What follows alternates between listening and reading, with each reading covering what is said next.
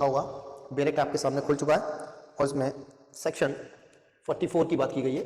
Section 44 देखेंगे हम यहाँ पर, देखिए सेक्शन 44 की बात कर रहे थे हम, और सेक्शन 44 ही हम पढ़ेंगे क्योंकि 43 तक हमने पढ़ लिया था। सेक्शन 44 देख लेते हैं, सेक्शन 44 क्या कहता है। सर्च ऑफ प्लेस, हमने अरेस्ट पढ़ लिया था टोटल, कि अरेस्ट किस तरीके से की जाएगी, कंट्रोल रूम कहाँ बनाया जाएगा, किस तरीके से अरेस्ट का प्रोसीजर होगा, कौन अरेस्ट करेगा, कौन सी वो सर्कमस्टांसेस होंगी जिनमें विदाउट वारंट अरेस्ट किया जाता है, कॉग्निजेबल ऑफेंसेस में अरेस्टिंग की क्या गाइडलाइन है और नॉन कॉग्निजेबल ऑफेंसेस में क्या गाइडलाइन है। आज हम बात करेंगे अरेस्ट के बाद आपकी जो सर्च वगैरह होती है। सर्च दो जगह से होती है, एक तो इंसान की सर्च होती है, जो शख्स जब अरेस्ट किया जाता है कोई, तो सबसे पहला काम होता है पुलिस वाले का उसके जिस्म की तलाशी लेना। लेकिन तलाशी लेने में आप शालीनता का ख्याल रखेंगे। अगर कोई महिला को अरेस्ट कर रहे हैं आप, तो उसकी तलाशी एक महिला लेगी, ये एक स्पेशल प्रोविजन है। और अगर किसी पुरुष को आप अरेस्ट कर रहे हैं तो उसको शालीनता के साथ उसकी तलाशी ली जाएगी। इसके अलावा एक तलाशी होती है किसी स्थान की, किसी प्लेस की। तो हम देखते हैं दोनों तरह की सर्च के बारे में, कहाँ कहाँ क्या क्या चीजें हैं सर्च के बारे में। तलाशी जो होती है सर्च की, वो अलग प्रोसीजर है। ये इंसान की, किसी पर्सन की बात की गई है, यहां बताया गया। देखिए क्या कह रहे हैं, if any person acting under warrant of arrest, एक व्यक्ति जो अरेस्टिंग के वारंट को लेकर आया है, मानिए मैं कोई व्यक्ति हूं, मैंने एक वारंट होल्ड किया हुआ है, मुझे कोर्ट ने कहा है कि ये वारंट लीजिए आप, और इस वारंट के अधीन काम करते हुए आप किसी पर्सन, आप कोई पर्सन है, क्या कर रहे हैं, किसी को क्या करिए आप वारंट को लेकर आइए और उसको अरेस्ट करना।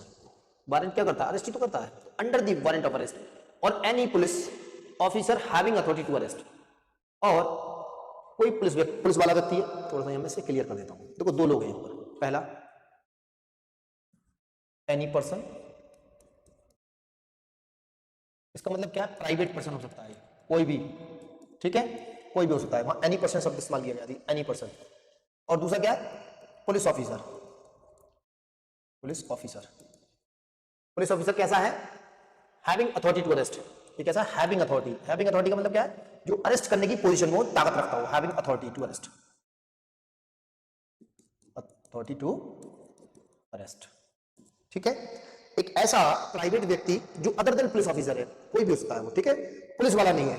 पुलिस वाले के अलावा कोई भी व्यक्ति क्या कर रहा है, एक अरेस्टिंग वारंट उसके हाथ में और उस अरेस्टिंग वारंट को एग्जीक्यूट कराने में उस वारंट के अधीन रहते हुए काम कर रहा है। या फिर कोई दूसरी स्थिति ये हो सकती है, कोई पुलिस ऑफिसर है जिसके पास हैविंग अथॉरिटी टू अरेस्ट है, वो अरेस्ट करने की पावर रखता है। कुछ ऐसी सिचुएशंस हैं, कुछ ऐसी अवस्थाएं हैं जिनमें उस पुलिस ऑफिसर को किसी व्यक्ति को गिरफ्तार करने की पावर है।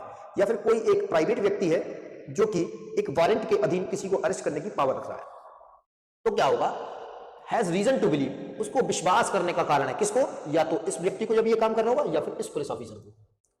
तो मैंने दोनों में से कोई भी काम करना, तो और लगा हुआ है ना, तो या तो ये वाली पोजीशन में ये हो सकता है, किसी पोजीशन में पुलिस वाला हो सकता है। तो has reason to believe that the person to be arrested has entered into, जिस व्यक्ति को अरेस्ट किया जाना था वो व्यक्ति किसी जगह एंटर किया है, क्या, person to be arrested has entered into, और इज विद इन, या उसके अंदर है पहले से, या तो उसके सामने किसी घर में घुसा है, किसी स्थान में घुसा है वो, या वो पहले से ही उसमें है। Is with in any place, किसी स्थान पर, एनी पर्सन रिजाइडिंग इन, या वो कोई व्यक्ति उसमें रह रहा है, और being in charge of such place shall. इसको दूसरे तरीके से समझिए, मैं एक घर का मालिक हूं, उस घर में मैं रहता हूं, ठीक है। एक व्यक्ति, किसी कोई प्राइवेट व्यक्ति हो सकता है जो वारंट के अधीन किसी को अरेस्ट करने के लिए उसके पीछे है, या फिर कोई पुलिस ऑफिसर किसी को अरेस्ट करना चाहता है, लेकिन मुझे दिख रहा है कि एक व्यक्ति किसी घर में घुसा है जिसको कि अरेस्ट किया जाना है, या फिर वो व्यक्ति उस घर में ऑलरेडी पहले से मेरे पास सूचना है कि आदमी इसमें रह रहा है, और ये रीजन टू बिलीव है कि हाँ भाई इसी में घुसा है और इसी में वो आदमी रहता है। उस अवस्था में मैं उस पर्टिकुलर घर में जिसमें कि वो एंटर किया जाए, उसमें से वो पहले से मौजूद है, उस घर के मैं रहने वाले अधिवास करने वाले व्यक्ति, यानी कि जो रहता है उससे बात करूंगा, या जिसके ऑक्यूपेशन में वो घर है उससे बात करूंगा, या जो उस घर का ओनर है उससे मैं डिमांड करूंगा। क्या डिमांड करूंगा, such place shall on demand of such person acting as aforesaid, जैसे ऊपर बताया गया, और such police officer allow him. क्या अलाउ करेंगे, मैंने कहा कि देखिए साहब मेरे पास ये वारंट है अरेस्टिंग का, और जिस व्यक्ति को मुझे अरेस्ट करना आपके घर में घुसा है, मैं पुलिस ऑफिसर हूं, देखो जी मैं उसे अरेस्ट करने आया हूं, वो आदमी आपके घर में घुसा है, आपके घर में है, मैं आपसे ये डिमांड करता हूं, आप क्या करिए, मुझे सर्च करने की परमिशन दीजिए, मुझे क्या करने की, सर्च करने की परमिशन दे दीजिए। Allow him free ingress there to, ingress का एंटर करना, फ्री इनग्रेस, उसको एंटर करने की आजादी दीजिए, and afford all reasonable facilities for the search therein, और वो तमाम सुविधाएं दीजिए उसको उस घर के अंदर की तलाशी लेने के लिए जिसको कि अरेस्ट करना है। इस मामले में दो तरह की पावर है, एक प्राइवेट व्यक्ति को पावर है, प्राइवेट व्यक्ति जब भी अरेस्ट करेगा तो उसके पास एक वारंट होना चाहिए अरेस्टिंग का। जब भी कोई any person other then police officer arrest करेगा तो under the warrant of arrest, या इसके अलावा कोई पुलिस ऑफिसर उस वक्त उसको हैविंग पावर टू अरेस्ट होना चाहिए, उस वक्त उसको पावर होनी चाहिए अरेस्टिंग की। अगर वो उस पावर के तहत किसी व्यक्ति को अरेस्ट कर रहा है और ऐसा व्यक्ति किसी पर्टिकुलर प्लेस में एंटर करता है या पहले से उसमें रह रहा है या पहले से उसमें मौजूद है, तो हम क्या करेंगे, उस घर के मालिक या उस घर में रह रहे व्यक्ति से हम डिमांड करेंगे, क्या करेंगे कि आप हमें क्या कराइए, हमें एंटर कराइए। कहां एंटर कराइए? Allow him free ingress there to, उसमें एंटर कराइए, उस घर में आने की इजाजत दीजिए हमें, and afford all reasonable facilities for the search therein, और तमाम वो सुविधाएं मुझे दीजिए, वो तमाम मेरी सहायता और मदद कीजिए जो कि मैं सर्च में करना चाहता हूं उस प्लेस के अंदर। ये यहां पर सर्चिंग की पावर दी गई है, ठीक है। वो आदमी भाग रहा था, आगे देखते हैं। समझ में? पहली सिचुएशन क्या है, हम उसे अरेस्ट करने आए, वो भागकर किसी के घर में घुस गया, तो जिसका घर है हम उससे परमिशन मांगेंगे, डिमांड करेंगे कि आप हमें उसमें एंटर कराइए और तमाम सुविधाएं दीजिए, हम इसकी तलाशी लेना चाहते हैं।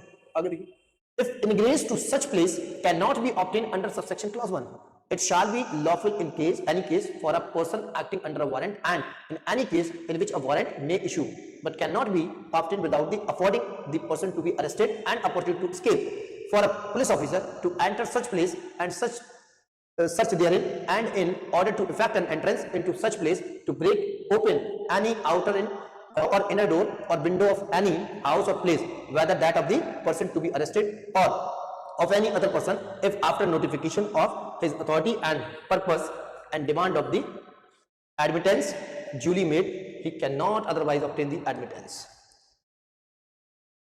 देखिए क्या कह रहे हैं, if ingress to such place cannot be obtained, उसको अंदर इनग्रेस करने नहीं दिया जाए, कैन नॉट, पॉसिबल नहीं है सब सेक्शन 1 के हिसाब से, वो घुसने नहीं दे रहा है, मना कर रहा है कि नहीं नहीं हम नहीं घुसने देंगे अपने घर में, तो क्या करना है, इट शैल बी लॉफुल, ये विधि पूर्वक होगा, in any case for the person acting under the warrant, अगर कोई व्यक्ति वारंट के अधीन काम कर रहा है, यानी कि मैं एक व्यक्ति हूं तो वारंट दिया कि फला आदमी को अरेस्ट करके लाइए आप, मैं उसे अरेस्ट करने गया, लेकिन उस व्यक्ति ने क्या किया, किसी घर में घुस गया। अब मैं उस घर में जब खड़ा हुआ, मैंने उसे डिमांड किया मुझे अंदर जाने दीजिए, मुझे उसे अरेस्ट करना है, आपके घर में घुसा तलाशी लेनी है, वो मुझे घुसने नहीं दे रहे, घुसने नहीं दे रहे, हाँ घुसने नहीं दे रहे, जबरदस्ती घुस जाइए, लॉफुल होगा।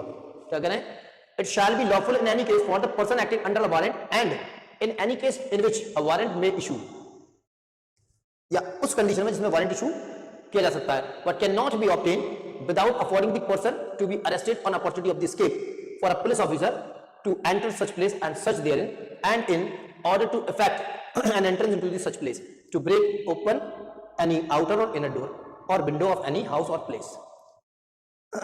ये तो रही आपकी बात वारंट वाली कि एक व्यक्ति को वारंट दिया गया, वो वारंट वाला व्यक्ति घुस सकता है, लेकिन पुलिस वाला जब अरेस्ट करने आएगा उसका वारंट तो नहीं, लेकिन वो सिचुएशन है तो उसमें वो अरेस्ट कर सकता है, ठीक है ना। तो वो किसी के घर पे पहुंचे, उनका भाई आपके घर में घुसा, ठीक है वारंट लेके आइए, आप घुसाइए, वारंट तो है नहीं आपका, सर्च वारंट। अब स्थिति ऐसी है कि अगर वो सर्च वारंट लेने जाता है व्यक्ति तो वो एस्केप कर जाएगा, भाग जाएगा वहां से, तो वो डोंट वरी, मत लाइए, आप घुस जाइए उस घर में, और घुसने के बाद में आप क्या करते हैं, अपॉर्चुनिटी टू अरेस्ट है उसके पास, तो सॉरी अरेस्ट करिए, एंड अपॉर्चुनिटी एस्केप, उसके बाद भागने का मौका ना मिल पाए, घुस जाइए आप। घुसने के बाद में क्या करिए, उस पर्टिकुलर प्लेस की क्या करिए, सर्च करिए, और जरूरत पड़े तो order to effect an entrance, अपने कोई फोर्सफुली या फोर्स भी इस्तेमाल कर सकते हैं, कैसे, सच प्लेस, उस प्लेस में to break open any outer or inner door, कोई बाहरी या भीतरी दरवाजा आप तोड़कर भी खोल सकते हैं, और विंडो किसी खिड़की को ऑफ हाउस और प्लेस, उस घर या उस स्थान की, तब जब वो आपको रिलीज कर रहा हो, आपको घुसने दे रहा हो, whether that of the person to be arrested or any other person, if after notification of his authority and purpose and demand of the admittance duly made, he cannot otherwise obtain the admittance.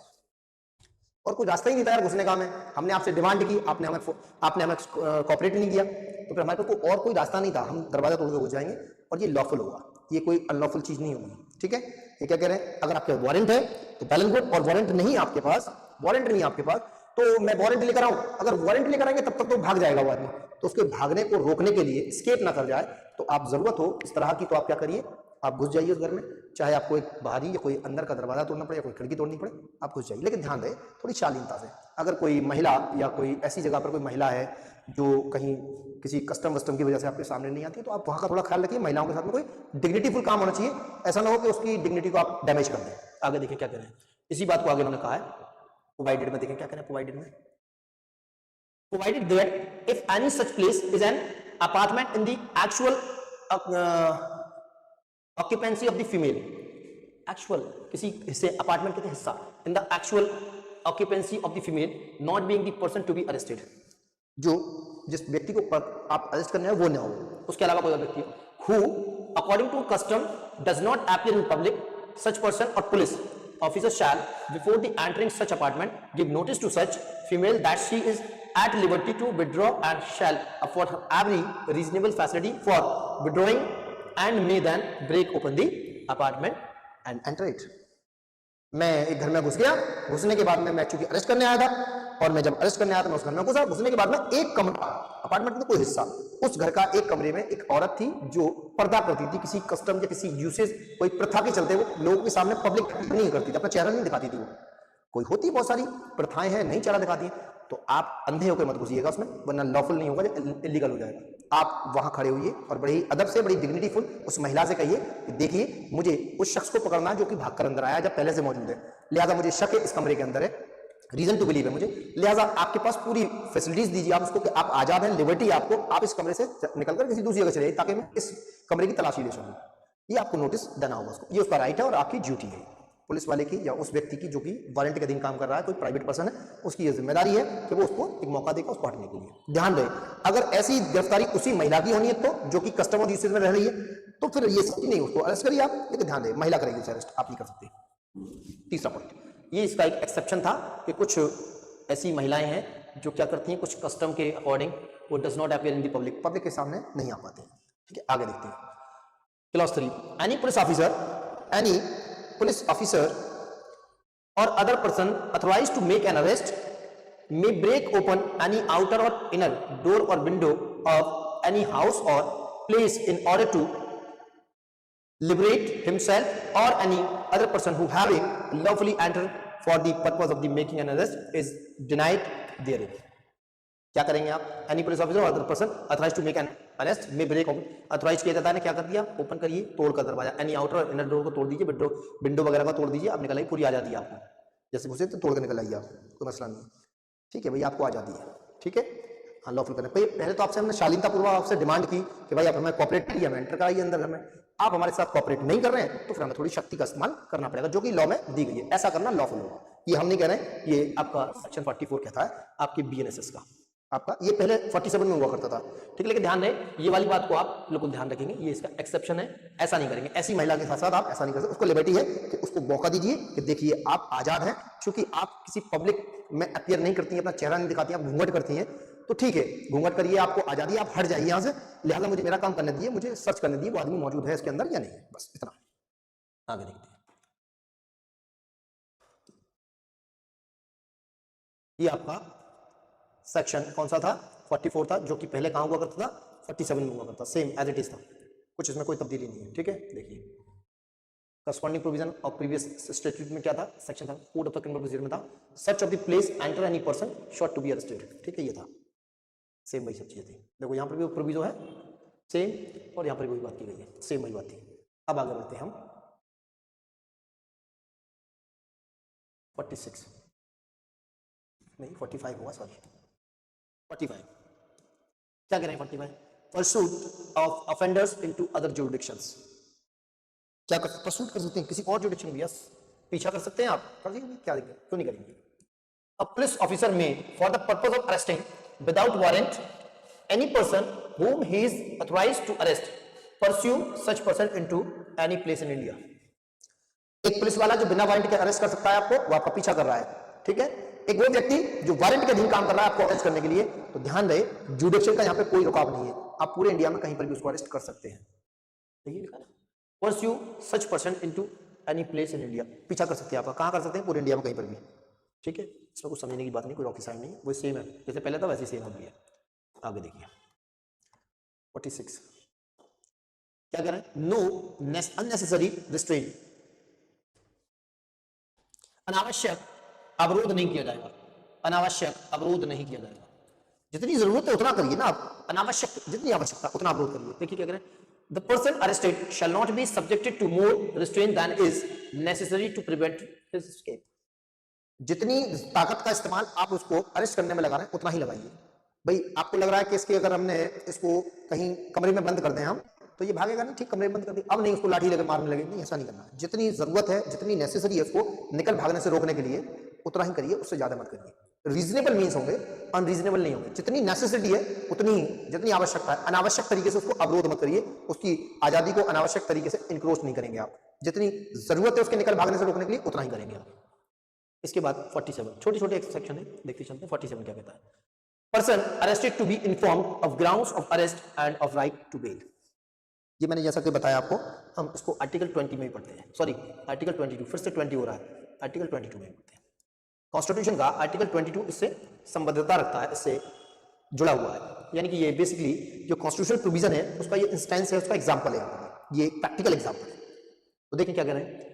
Person arrested to be inform, person arrested to be, किसको? Arrested person को inform कराया जाएगा grounds of arrest, उसकी गिरफ्तारी के वजह क्या थी, कारण, उसकी गिरफ्तारी के कारण बताएगा। जो पुलिस वाला होगा जो भी अरेस्ट करेगा उसे उसके कारण बताएगा, हम आपको इसलिए अरेस्ट कर रहे हैं। और दूसरी चीज and of right of bail, right to bail, और अगर उसका कोई बेल का राइट है, कोई बेलेबल ऑफेंस, तो बता देगा ये बेलेबल ऑफेंस है, आपको राइट है बेल ले सकते हैं। देखिए क्या, एवरी पुलिस ऑफिसर और other person arresting any person without warrant shall forthwith communicate to him full particulars of the offense for which he is arrested or other grounds for the such arrest। बता देंगे भाई ये ground है, इस वजह से आपको अरेस्ट किया जा रहा है, लेकिन फुल पर्टिकुलर्स होंगे, कितने? Full particulars of the case, पूरे पर्टिकुलर्स बताएंगे, 1 to 1 विवरण बताया जाएगा पूरा क्या मसली, और उसके ग्राउंड्स बताने होंगे आपको। ये आपकी जिम्मेदारी है, ये पुलिस ऑफिसर, ये अरेस्टिंग अथॉरिटी, जो भी अरेस्टिंग अथॉरिटी होगी, अरेस्टिंग अथॉरिटी, ये अरेस्टिंग अथॉरिटी की तो ये ड्यूटी है कि वो डिस्क्लोज करेंगे, डिस्क्लोज या कहिए आप इन्फॉर्म करेंगे, डिस्क्लोज करेंगे या इन्फॉर्म करेंगे, किस बात के लिए? ग्राउंड बताएंगे, और पूरा उसका डिस्क्रिप्शन बताएंगे, पूरा विवरण बताएंगे, पर्टिकुलर्स बताएंगे, इस इन ग्राउंड पर आपको अरेस्ट किया जा रहा है। इसके अलावा और क्या? कोई बेल का कोई राइट बनता हो तो वो बता दो। देखो क्लॉज 2 क्या कह रहे हैं? Where a police officer arrest without warrant, arrest किया without any person other than a person accused of non bailable offence. अगर बेलेबल ऑफेंस का अपराधी है तो फिर कोई पुलिस को बेल देने का। फिर कहा he shall be या he shall inform the person arrested that he is entitled to be released on bail and that he may arrange for sureties on his behalf।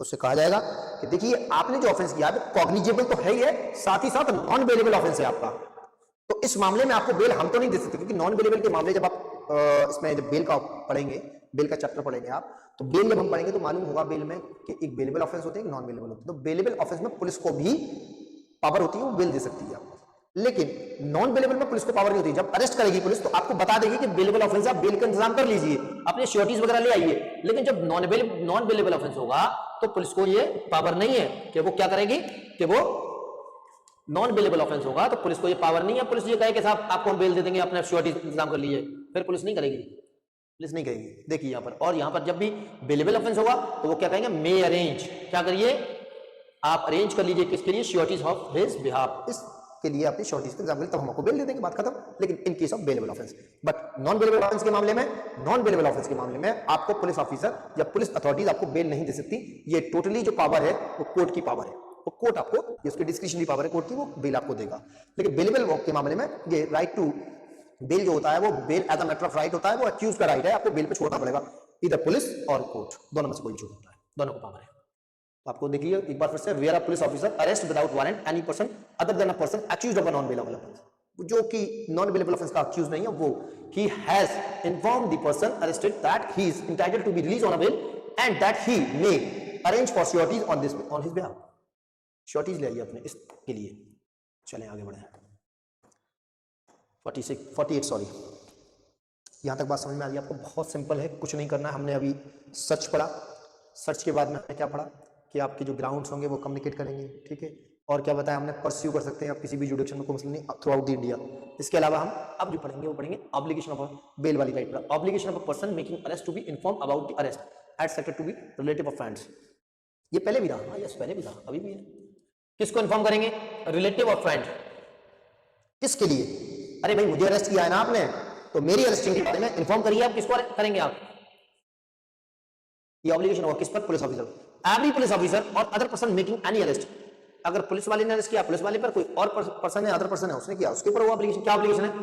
Any arrest, making any arrest under the Sanhita, इस BNSS में की गई गिरफ्तारी shall forthwith give the information regarding such arrest and place where the arrest person is being held to any of his relative, उसके किसी रिश्तेदार को, किसी दोस्त को, और such other person as may be disclosed or nominated by the arrested person for the purpose of giving such information and also to the designation या designated police officer in the district. किसे किसे बताना है, इनकी दो दोहरी जिम्मेदारी है इनकी। पहली जिम्मेदारी क्या, ये जो एक्यूज्ड व्यक्ति है इसकी गिरफ्तारी के बारे में किसको बताया जाएगा, इसके किसी रिलेटिव को बताया जाएगा या इसके किसी दोस्त को बताया जाएगा, जब वो कोई और व्यक्ति जिसको कि गिरफ्तार व्यक्ति ने बताया कि भाई इसको बताइए। साथ ही साथ इस पुलिस वाले को एक डिस्ट्रिक्ट में एक डेजिग्नेटेड ऑफिसर होता है, पुलिस ऑफिसर, वो उसको भी बताएगा। कौन होती है डेजिग्नेटेड ऑफिसर, मैंने पीछे बताया था आपको, ये इसकी जो रैंक होगी वो असिस्टेंट सब इंस्पेक्टर से नीचे नहीं होगा। ये मैंने बताया था, जो कंट्रोल रूम बनाए जाएंगे उस पर एक मॉनिटर करेगा, ये आदमी करेगा, ये डेजिग्नेटेड पुलिस ऑफिसर होगा डिस्ट्रिक्ट में। ठीक है, मैंने बताया था आपको कंट्रोल रूम दो स्तर पर होंगे। पहला स्तर क्या होगा आपका, स्टेट लेवल पर होगा, दूसरा होगा डिस्ट्रिक्ट लेवल पर। तो ये डिस्ट्रिक्ट लेवल की बात करें तो उस पर जो आदमी तैनात होगा वो ये होगा असिस्टेंट सब इंस्पेक्टर होगा। इससे नीचे आदमी नहीं होगा, इससे ऊपर का होता है।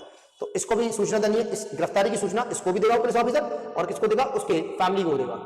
फैमिली में कौन कौन हो सकता है भाई, उसके रिलेटिव हो सकते हैं, उसके फ्रेंड हो सकता है, या कोई एनी अदर पर्सन, कोई और व्यक्ति जिसको कि एक्यूज्ड व्यक्ति ने बताया, जिसको अरेस्ट किया गया, उसने बता देगा मेरी गिरफ्तारी, मुझे गिरफ्तार किया जा रहा है। मेरी गिरफ्तारी की सूचना किसको देंगे आप भाई, अरेस्टिंग अथॉरिटी। आप मानिए जो भी कोई पुलिस वाला है, मान लीजिए एक पुलिस ऑफिसर ने मुझे अरेस्ट किया, तो मेरी गिरफ्तारी की सूचना मेरे किसी रिश्तेदार को दो, मेरे किसी दोस्त को दे दो, या फिर उसको दो जिसको मैं बता रहा हूं। एक तो ये होगी सूचना। दूसरी सूचना कौन होगी, ये पुलिस का काम है, जिस व्यक्ति ने आपको अरेस्ट किया, जिस पुलिस ऑफिसर ने आपको गिरफ्तार किया है, उसकी जिम्मेदारी होगी कि वो एक जिले में तैनात एक डेजिग्नेटेड पुलिस ऑफिसर होगा, जिसको कि आपको उसको भी सूचना देनी होगी कि भाई इसको हमने अरेस्ट किया है। वो व्यक्ति क्या करेगा, वो डिस्ट्रिक्ट लेवल पर जो कंट्रोल रूम होता है उसमें गिरफ्तारियों के विवरण को मेंटेन करके रखता है, डेटा को संजो कर रखता है, जो डेटा होता है उसको संचित करके रखता है। ये आपने इंफॉर्मेशन की बात की। क्लॉज 2 क्या कह रहा है इसका, the police officer shell inform the arrested person of his rights.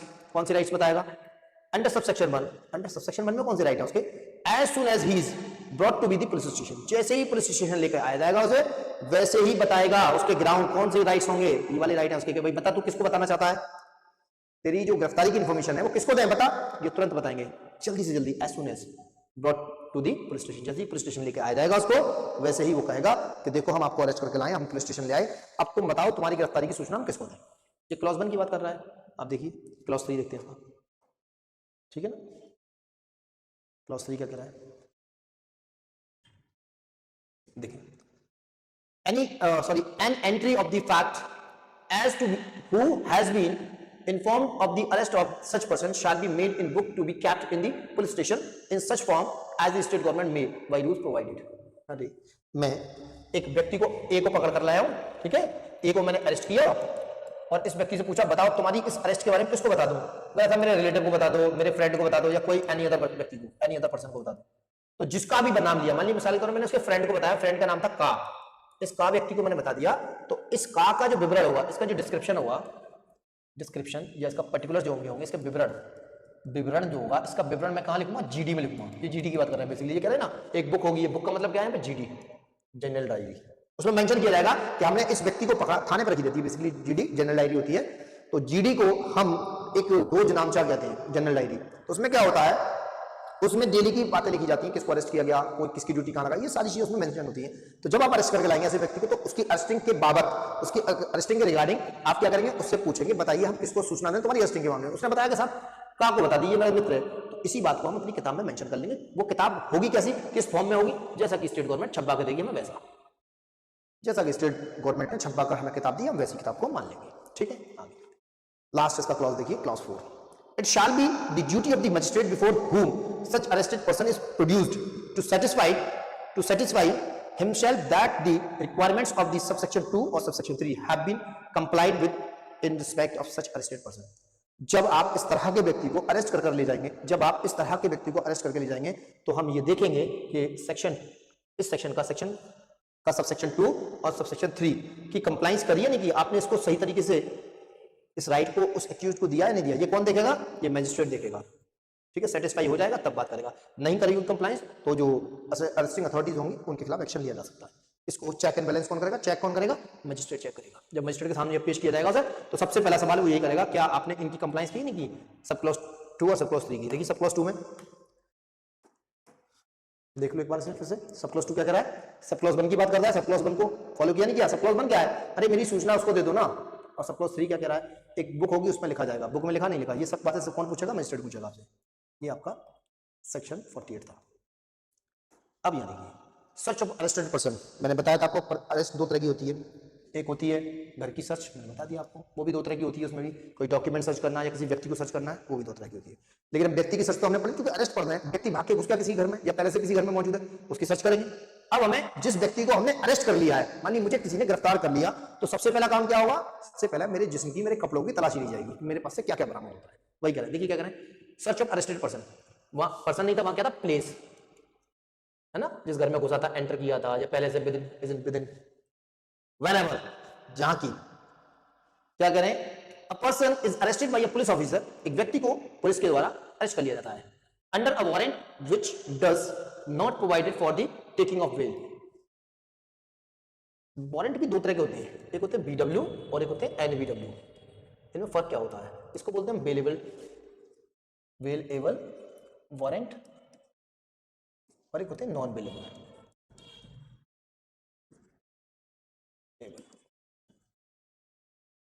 ये वारंट का 2 तरीके, 2 कैटेगरीज है वारंट की। तो बेलेबल वारंट कौन सा होता है, नॉन बेलेबल वारंट, ये कह रहा है ना, देखो यहाँ पे क्या कह रहा है, under a warrant which does not provided for the taking of bail, जो कि बताता नहीं है बेल के लिए। तो मैं सादा भाषा में से क्या कह दूं, कह रहा है अ वारंट एक ऐसा वारंट है जो क्या नहीं करता है, जो बेल के प्रोविजन को नहीं बताता है। तो मैं इसको सीधे सीधे एनबीडब्ल्यू ना कह दूं, एनबीडब्ल्यू नॉन बेलेबल वारंट, जिसमें कि डिस्क्रिप्शन ना दिया गया हो बेल का। देखो बीडब्ल्यू कौन से होते हैं, बीडब्ल्यू वारंट वो होते हैं, कोर्ट इशू करती है, लेकिन उसमें बेल की शर्तें लिख दी जाती हैं कि अगर ये शर्तें फॉलो करने के लिए तैयार है गिरफ्तार होने वाला व्यक्ति, तो उसको पुलिस जमानत दे सकती है, शर्तों को पूरा कराकर, यानी बेल बॉन्ड दीजिए आप, जमानती वानती दे दी और आपको हम छोड़ देंगे, पुलिस ही छोड़ देगी। लेकिन जहां पर अगर वारंट आपका एनबीडब्ल्यू है, नॉन बेलेबल वारंट है, जिसमें कि बेल देने का प्रावधान नहीं है, उसमें कोई प्रोविजन नहीं है बेल का, तो हम ऐसे वारंट को नॉन बेलेबल वारंट कहते हैं। वो यही कह रहा है कि ऐसा कोई वारंट जो कि बेल का प्रावधान नहीं करता है, कि अगर a warrant which does not provided for the taking of bail, bail देने की बात नहीं करता है, और under a warrant which provides for a taking bail, एक ऐसा वारंट है जो कि बीडब्ल्यू है, जिसमें बेल ली जा सकती है, but the person arrested can not furnish bail, ठीक है। एंड क्लॉज 2 देखिए क्या कह रहा है, a person is arrested without warrant or by a private person under a warrant and cannot legally to be admitted to bail or is unable to furnish bail, the officer making the arrest, when the arrest is made by a private person, the police officer to whom he makes over the person arrested may search such person and place in safe custody all articles other than necessary wearing apparels found upon him and where any article is seized from the arrested person। अरे क्या कह रहे हैं समझ तो नहीं, इतनी लंबी कहानी सुना दी है, इसे शॉर्ट कर देते हैं। अरेस्ट कितने लोग करते हैं, पुलिस वाला अरेस्ट कर सकता है बिना वारंट के, बिना वारंट के। एक प्राइवेट व्यक्ति है जो वो भी कर सकता है बिना वारंट के, देखो ठीक है, लेकिन वो करता क्या, अरेस्ट करने के 6 घंटे के अंदर नियरेस्ट या तो पुलिस ऑफिसर को दे देगा, फिर नियरेस्ट पुलिस स्टेशन में जाकर दे देना इसको, ठीक है। एक आदमी वारंट के अधीन गिरफ्तार कर रहा है, और वो वारंट कैसा होता है, बीडब्ल्यू हो सकता है और एनबीडब्ल्यू होता है। देखो बीडब्ल्यू वाले वारंट में क्या होता है, आदमी जब बेल देने के लिए तैयार होगा तभी ना बेल दी जाएगी। अब एक व्यक्ति मुझे गिरफ्तार किया, क्या मुझे मालूम है बीडब्ल्यू है, लेकिन मैं बेल के लिए मेरे पास जमानती नहीं है, तो आपको घर बैठे दे देगा, नहीं दी जाएगी इस कंडीशन में। और दूसरी कंडीशन एनबीडब्ल्यू, उसमें भी। और तीसरी कंडीशन कह रहे हैं कि अगर ऐसे व्यक्ति को किसने अरेस्ट किया है, किसी प्राइवेट पर्सन ने अरेस्ट किया है, ठीक है, विदाउट वारंट अरेस्ट किया है, ठीक है, और या प्राइवेट पर्सन ने अरेस्ट किया, तब क्या होगा, ऐसी अरेस्ट में क्या करेगा वो, पुलिस ऑफिसर अरेस्ट कर लेगा उसको, क्या कर लेगा, जो भी चीजें मिलेंगी उसको क्या कर लेगा, कुछ चीजों को छोड़कर, जैसे कि नेसेसरी बियरिंग, कपड़े छोड़ दिए जाएंगे, आपका कपड़े अपने जो भी हैं छोड़ दिए जाएंगे, फाउंड अपॉन हिम, जो भी उससे मिला है, and where any article is seized from the arrested person, कहाँ रख दिया जाएगा, कस्टडी में रख दिया जाएगा, जो भी इसके व्यक्ति से मिलेंगी सारी चीजें। देखो कपड़े अपने निकाले जाएंगे, ठीक है, ये सब चीजें बताइए आगे। देखिए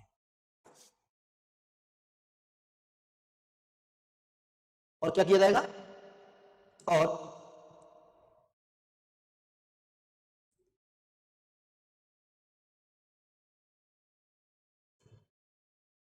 क्या किया जाएगा, receipt showing the articles taken in possession by the police officer shall be given to such person, और एक उसकी रिसीट दे दिया, रिसीट दे दिया, रिसीट किसको, अरेस्टेड पर्सन को दे दिया कि देखो भाई हमने आपसे क्या क्या जब्त किया है, हमने जो कुछ जब्त किया है वो हमने कस्टडी में, कहां कस्टडी क्या होती है, माल खाने में रख दिया था। माल खाने का इंचार्ज कौन होता है, माल खाने का इंचार्ज कौन होता है पता है आपको, आप जब पुलिस एक्ट पढ़ेंगे तो पुलिस एक्ट में बताया गया है मालखाना जो पुलिस स्टेशन में होता है उसका इंचार्ज कौन होता है, उसका इंचार्ज जो होता है वो आपका कौन होता है, वो सरकारी वकील होते हैं, कोर्ट साहब होते हैं, जो कि हर महीने क्या करते हैं, उस मालखाने का निरीक्षण करते हैं।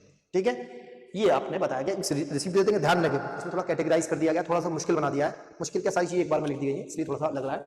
देखो अरेस्टिंग दो तरह की होती है, एक वारंट के तहत होती है, एक बिना वारंट के तहत होती है। वारंट के तहत जब अरेस्टिंग करेंगे तो दो तरह का वारंट होता है, एक बेलेबल वारंट होता है, एक नॉन बेलेबल वारंट होता है। बेलेबल वारंट वाली कंडीशन में तलाशी कब होगी वो समझ लें, नॉन बेलेबल वाले वारंट के मामले में हमेशा तलाशी होगी, क्योंकि आपको बेल पुलिस नहीं दे सकती, आपको मजिस्ट्रेट के सामने पेश करेगी। तो जिस मामले में बेल नहीं होगी आपकी तलाशी हो जाएगी, और तलाशी में जो आपकी जरूरी कपड़े अपड़े हैं उनको छोड़कर जैसे मंगलसूत्र वगैरह ये सब चीजें नहीं उतारी जाएंगी, किसी महिला को पकड़ा जाता है, कोई रिलीजियस चीजें उसको नहीं छेड़ेंगे। ठीक है, तो इन सब चीजों को क्या करते हैं, आपको लेके जब्त कर लेते हैं, सीज कर लेते हैं, सीज करके कस्टडी में रख दिया जाता है, जो भी कुछ मिलता है, और उसकी रिसीट आपको दे दी जाती है जो जो चीजें मिलती है। ठीक है, इसके अलावा इसको उल्टा करते हैं, अगर बेलेबल ऑफेंस में किसी को पकड़ा गया है और बेलेबल वारंट है वहां पर, तो बेलेबल वारंट में जब आपको अरेस्ट किया जाता है तो आपका राइट टू बेल है, बेल का राइट है, लेकिन आपके पास जमानती नहीं है, वो शर्तें पूरी करने की कैपेसिटी नहीं है आपकी, तब आपको बेल नहीं दी जाएगी, क्योंकि पहले आपको शर्तें पूरी करनी है तब बेल पे छोड़ा जाएगा। तो इस कंडीशन में जब आप बेल पर रिहा नहीं हो सकते तो आपकी भी तलाशी होगी, क्योंकि अल्टीमेटली आपको कहां भेजना है, मजिस्ट्रेट के सामने भेजना है, तो आपकी जिस्म की तलाशी होगी, जो भी जरूरी चीजें पहनने ओढ़ने की छोड़कर आपको जो भी सामान मिलेगा वो भी सीज कर मालखाने में रख दिया जाएगा, उसकी एक रिसीट आपको दे दी जाएगी। दो कंडीशन तो ये हो गई, बेलेबल कंडीशन और नॉन बेलेबल वारंट की कंडीशन।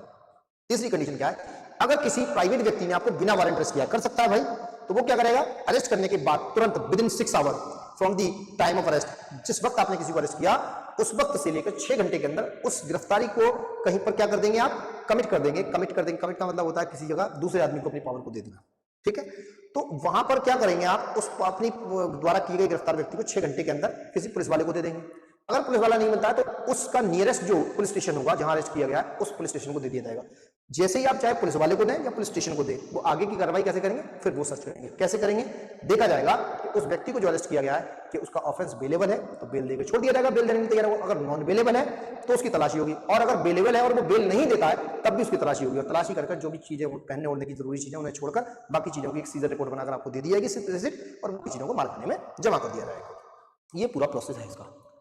ठीक है, तो जो भी आर्टिकल्स होंगे, जो भी taken in possession by the police officer and shall be given as such person, एक रिसीट दे दिया गया बस। आई कह रहा है wherever whenever it is necessary to cause a female to be searched, भाई एक महिला की सर्च करनी है आपको, तब the search shall be made by another female with strict regard to decency. अगर जब कभी महिला को अरेस्ट कर लाएं आप तो चीजें वही रहेंगी, नॉन बेलेबल बेलेबल जो भी चीजें वो पैरामीटर वही रहेगा, लेकिन महिला के केस में स्पेशल केस है तो ध्यान रहे महिला की तलाशी महिला ही पुलिस ऑफिसर लेगी, और ध्यान रहे डिसेंसी का ख्याल रखा जाएगा, उसकी डिसेंसी को मेंटेन, उसकी शालीनता को भंग नहीं करना है, शालीनता उसकी बनी रहनी है। ये आपका हमने सीजर पढ़ा। आगे बढ़ते हैं।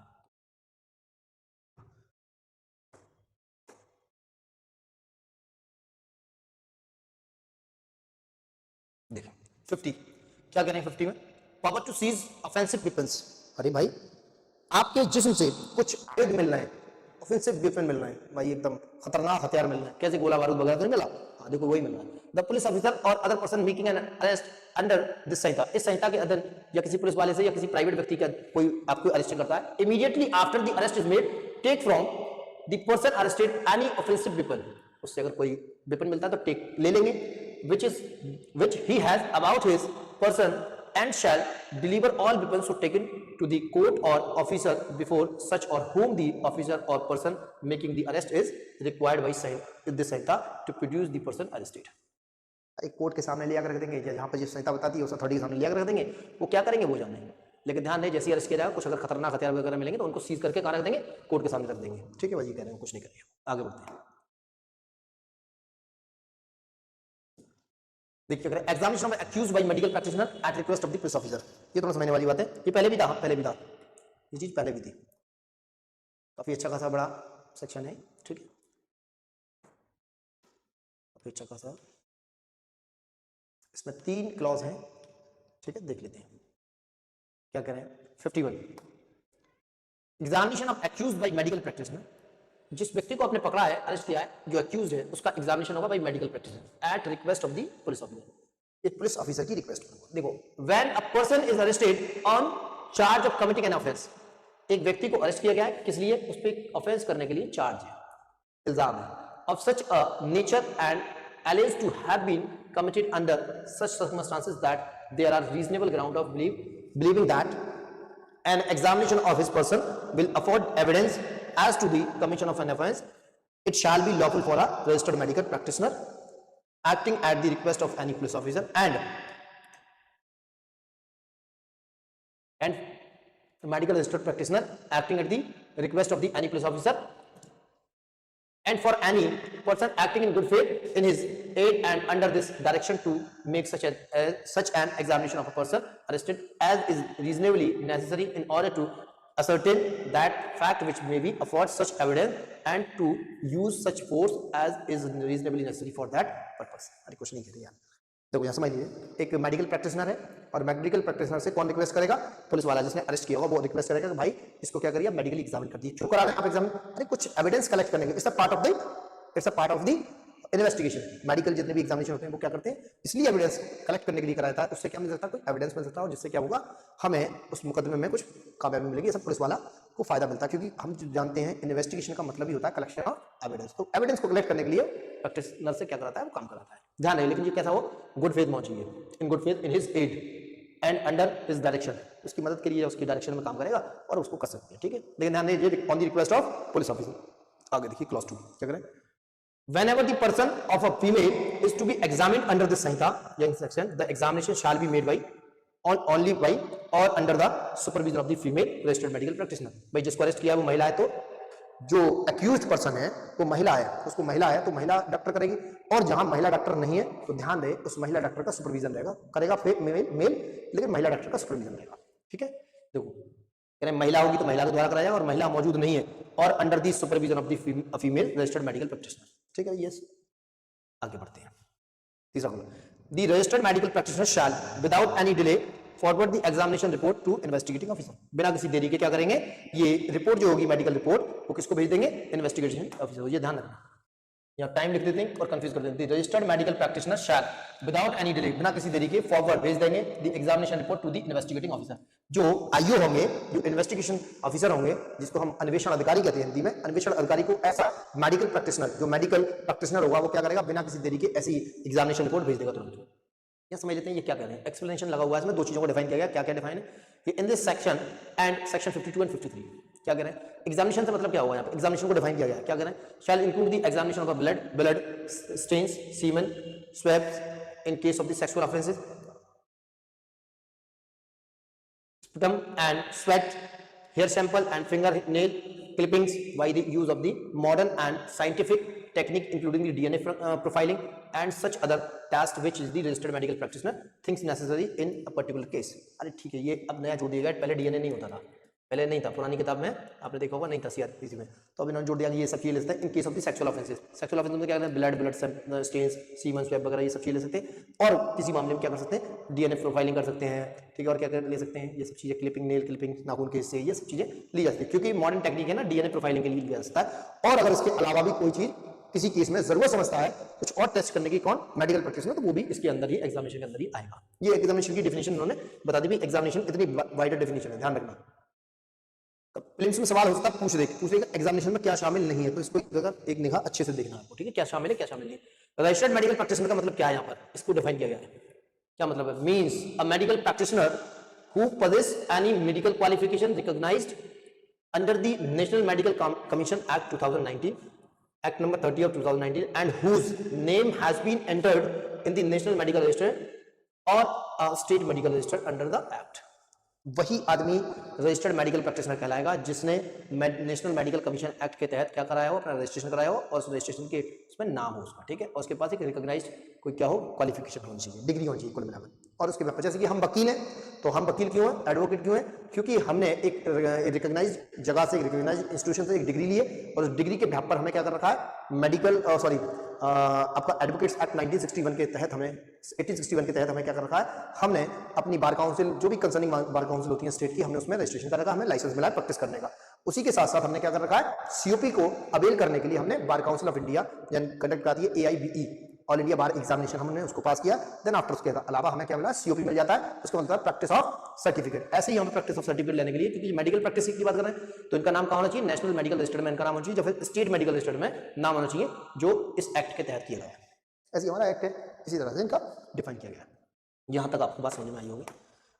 ये पहले से थोड़ा सा डिफरेंट है, थोड़ा सा डिफरेंट। देखो यहाँ पर कहीं पर आपको डिफरेंस मिलेगा देखने के लिए। ये देखिए सेक्शन बता रहा है ना, define clause H of section 2 of the Indian medical council, ठीक है ना। तो ये चीज़ें आपको देखने को मिलेंगी। खैर ये सब चीज़ें, ठीक है ना। तो ये मेडिकल प्रैक्टिशनर के यहाँ डिफाइन किया गया था और एग्जामिनेशन को वहाँ डिफाइन किया। तो एग्जामिनेशन की भी डेफिनेशन थोड़ी सी बढ़ा दी गई है और इसको बढ़ा दिया गया है।